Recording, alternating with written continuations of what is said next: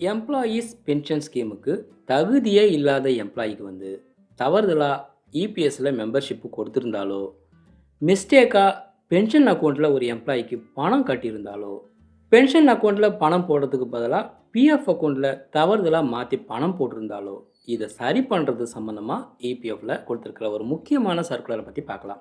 இந்த பதிவு ஒரே ஒருத்தருக்கு யூஸ்ஃபுல்லாக இருந்தால் கூட சந்தோஷம்தான். வெல்கம் பேக் அரிமா விழித்திரு. இப்போது 1/9/2014 அப்புறமா புதுசாக வேலைக்கு சேர்ற ஒரு எம்ப்ளாயியுடைய சம்பளம் பேசிக்கு ப்ளஸ் டிஏ இது ரெண்டுத்தையும் சேர்த்து 15,000 ரூபாய்க்குள்ளே சம்பளம் வாங்கினார் அப்படின்னா அவருக்கு பென்ஷன் எலிஜிபிலிட்டி உண்டு.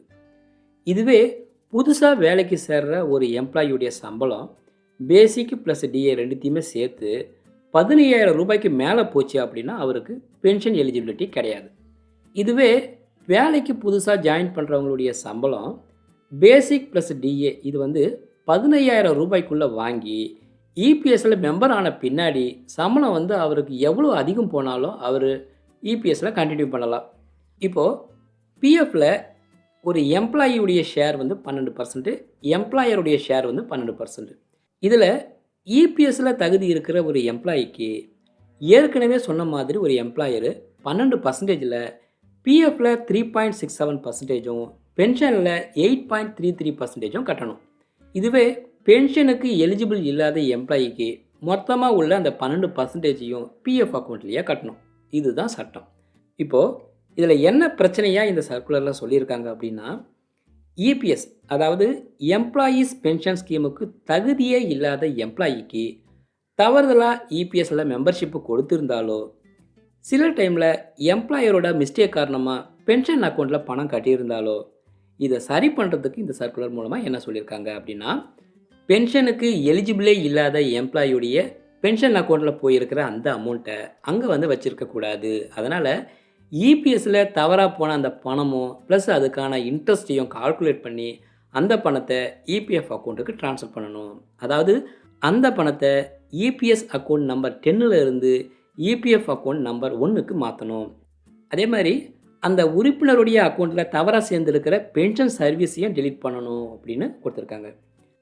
அடுத்து இன்னொரு காமன் மிஸ்டேக் என்னென்னா, இபிஎஸ் பென்ஷன் இது கிடைக்க வேண்டிய ஒருத்தருக்கு எம்ப்ளாயருடைய மிஸ்டேக்கால் பென்ஷன் அக்கௌண்ட்டுக்கு பணம் போடாமல் பிஎஃப் அக்கௌண்ட்லேயே பணம் போட்டுருவாங்க. இதுக்கு சொல்யூஷன் என்ன இபிஎஃப் கொடுத்துருக்காங்கன்னா, இந்த எம்ப்ளாயி பென்ஷனுக்கு எலிஜிபிள், அதனால் அவரோட பென்ஷன் மிஸ் ஆகக்கூடாது. அதனால் இபிஎஸ்க்கு போக வேண்டிய பணத்தையும் அதுக்கான இன்ட்ரெஸ்ட்டையும் கால்குலேட் பண்ணி இபிஎஸ் அக்கௌண்ட்டுக்கு ட்ரான்ஸ்ஃபர் பண்ணணும். அடுத்து எம்ப்ளாயிக்கு பென்ஷன் சர்வீஸ் கம்மியாக காட்டியிருந்தாங்க அப்படின்னா அதையும் கரெக்ட் பண்ணணும் அப்படின்னு இபிஎஃப்ஓ சொல்கிறாங்க. இந்த அமௌண்ட்டை இபிஎஃப் அக்கௌண்ட் நம்பர் 1 இருந்து சரியான இபிஎஸ் அக்கௌண்ட்டு நம்பர் 10க்கு ட்ரான்ஸ்ஃபர் பண்ணணும் அப்படின்னு கொடுத்துருக்காங்க. அதேமாரி என்சிபி பீரியட்ஸ் ஏதாவது இருந்துச்சு அப்படின்னா அதையும் இபிஎஃப்ஓ அட்ஜஸ்ட் பண்ணணும் அப்படின்னு இந்த சர்க்குலரில் கொடுத்துருக்காங்க. அதேமாதிரி எக்ஸம்டட் எஸ்டாப்ளிஷ்மெண்ட்டில் வேலை பார்க்குற பென்ஷன் ஸ்கீமுக்கு தகுதியே இல்லாத எம்ப்ளாயிக்கு தவறுதலாக இபிஎஸ்சில் மெம்பர்ஷிப்பு கொடுத்துருந்தாலோ அதை ரிமூவ் பண்ணணும்.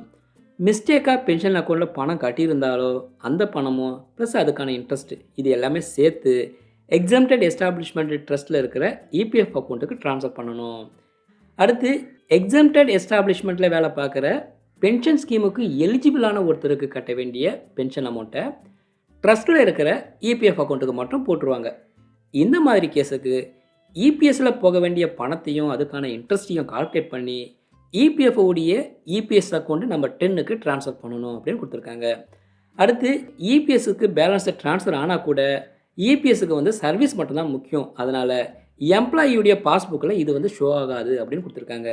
அதே மாதிரி இன்ட்ரெஸ்ட்டும் இன்டர்னல் அட்ஜஸ்ட்மெண்ட் மட்டும்தான், அதனால் இதுவும் பாஸ்புக்கில் ஷோ ஆகாது அப்படின்னு கொடுத்துருக்காங்க. இதில் நம்ம அடுத்து தெரிஞ்சுக்க வேண்டியது என்னென்னா, இபிஎஃப்ஓவுக்கு தானாக ரெக்டிஃபை செய்கிறதுக்கான அதிகாரம் இருக்குது. ஆனால் அது கம்பல்சரி ஆட்டோமேட்டிக் ப்ராசஸும் கிடையாது. அதனால் நடைமுறையில் இபிஎஃப்ஓ இன்ஸ்பெக்ஷன்லேயோ இல்லை ஆடிட்லேயோ இது சம்மந்தமாக கண்டுபிடிச்சி கேட்டாலோ இல்லை பாதிக்கப்பட்ட நபர் புகார் கொடுத்தா மட்டும்தான் இது சம்மந்தமாக ஆக்ஷன் எடுப்பாங்க. இது போல் பிரச்சனையை ஒரு எம்ப்ளாயரோ இல்லை எம்ப்ளாயியோ ஃபேஸ் பண்ணாங்க அப்படின்னா இபிஎஃப் ஐஜிஎம்எஸ் மூலமாக ஒரு கம்ப்ளைண்ட்டை ஃபைல் பண்ணி உங்களோட பிரச்சனையை சால்வ் பண்ணிக்கோங்க. எப்படி புகார் பண்ணுறது அப்படின்னு உங்களுக்கு தெரியல அப்படின்னா இதே சேனலில் வேறு பதிவு இருக்குது, யூஸ் பண்ணிக்கோங்க. இந்த பதிவு உங்களுக்கு பிடிச்சிருந்தா லைக் பண்ணுங்கள், சேனலை சப்ஸ்கிரைப் பண்ணுங்கள். மீண்டும் பயனுள்ள அடுத்த பதிவில் சந்திப்போம். நன்றி, வணக்கம்.